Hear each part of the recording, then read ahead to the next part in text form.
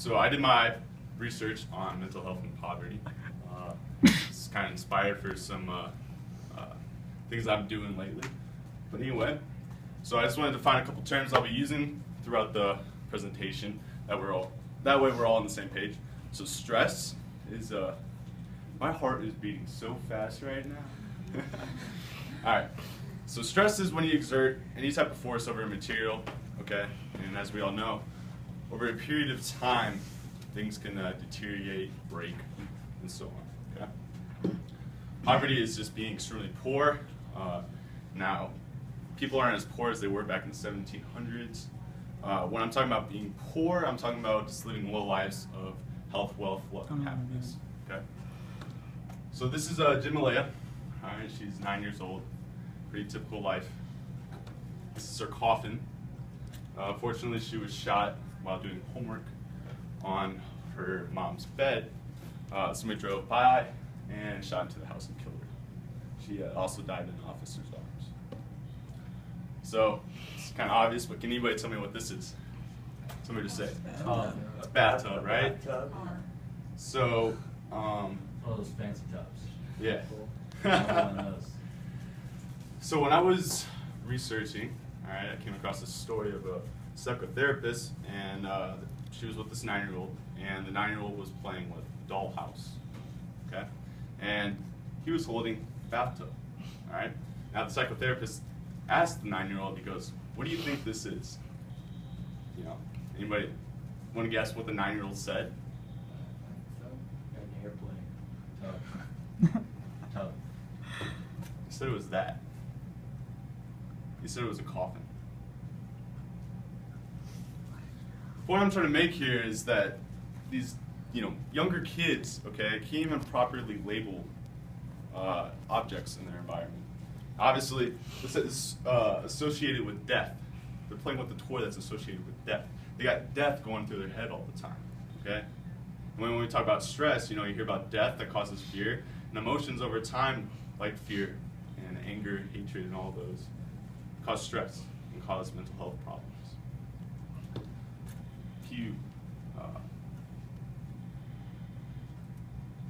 So this is my house. If you walk out of my house, I kind of walk out of my lawn. It looks nice and all that, right?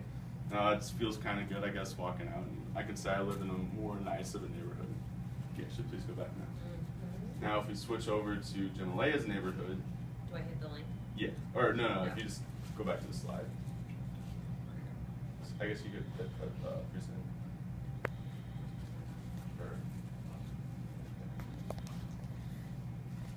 You can go. There you go.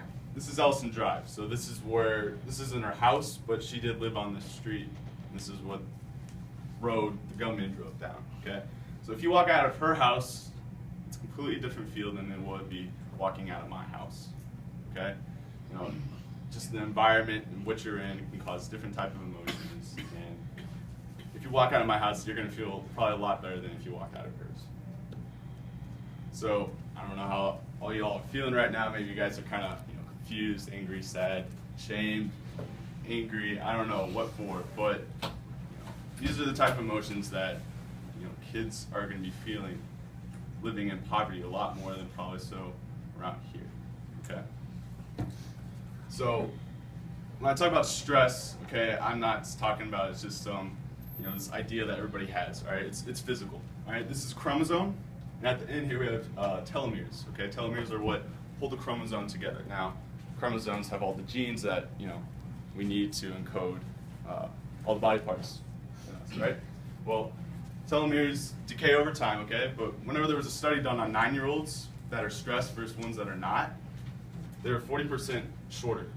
Okay, now this is kind of the same thing of like genetically modifying a seed, and this seed grows into a big tree, right? Big trunk, but it doesn't grow any leaves. And then the tree can't continue living on, functioning properly because it can't do photosynthesis or anything like that, right? So basically it's the same thing. With 9-year-olds, when the brain develops, right, a lot of them that are stressed don't have white and gray brain matter, okay? And that's all the nerves, all right? All the things that, encode words and all that other stuff, right? It's less in areas of the amygdala and the hippocampus, okay? And those areas are pretty important because those are the fear centers of the brain. And when there's less nerves there, you're more prone to a flight or fight method, okay? Which is, always, hot-headed and whatnot. Just to show that it's real. It's the hippocampus right there and the amygdala. So when we talk about solving problems of poverty and mental health, okay, there's a ton of barriers. All right, whether it be money, whether it be services, resources, people, the client even coming to it. I mean, look at all these, excuses that a client could have, for getting help. Okay.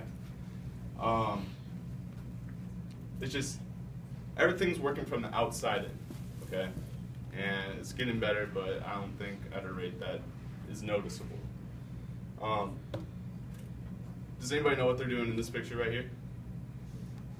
Anybody want to take a guess what it looks like they're doing? Pray. They're meditating. Okay. All right. For all of you that don't know, and I really didn't know, this is David Lynch. All right. He's a movie producer. I'm not sure who this guy is, but as you know, this is Russell Brand. Okay. He's worth about $60 million. Okay. I know he made a lot of movies back then. Okay. He has a David Lynch Foundation called the Quiet Time Program. All right. In the Quiet Time Program, students are allowed to meditate 20 minutes at the beginning and at the end of the day. All right. What's different about this approach compared to all these other approaches is you're working from the inside out. Okay.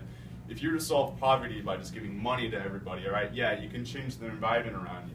But if you have mental health problems, you're not going to know how to use that money properly. You're still going to be on that fight or flight method, and you're just not going to be wise. Okay.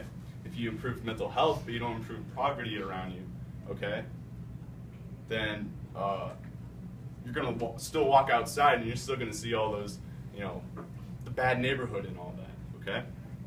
What this is doing, this is working from the inside out, okay? Whenever I talk about, mental health and poverty and just feeling better, all it has to do is feeling good, feeling happy, okay? You can experience this 40 minutes per day with meditation, okay? So kids don't exactly have to walk outside and wish, oh man, I wish I was living in a better neighborhood. I wish I was doing this, had a better life, right? They can get part of it right here, okay? And it can give those kids the emotions. It reduces stress by a huge degree, okay? And it just gives kids what they need in order to achieve what they want in life. That's it.